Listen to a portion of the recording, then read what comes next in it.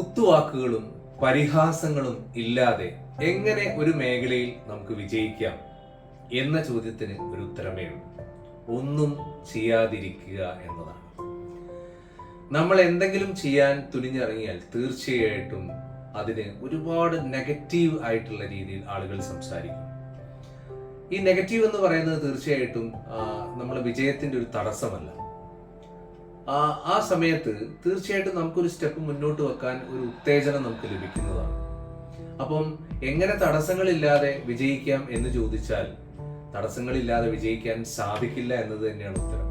അപ്പൊ തടസ്സങ്ങളെ ഒരു തടസ്സമായിട്ട് കാണാതെ അതൊക്കെ അതിന്റെ ഭാഗമാണെന്ന് മനസ്സിലാക്കി എങ്ങനെ മുന്നേറാം, ഞാൻ എന്തൊക്കെ കാര്യങ്ങളാണ് ഇപ്പൊ ചെയ്യേണ്ടത്, എന്തൊക്കെ കാര്യങ്ങളിൽ ഞാൻ ശ്രദ്ധ ഫോക്കസ് ചെയ്യണം, ഏതൊക്കെ കാര്യങ്ങളാണ് ഞാൻ ഇമ്മീഡിയറ്റ് ആയിട്ട് ചെയ്യേണ്ടത് എന്ന പ്ലാനിങ്ങോടുകൂടി മുന്നോട്ട് പോയിട്ട് ഏത് പ്രതിസന്ധികളെയും തരണം ചെയ്ത്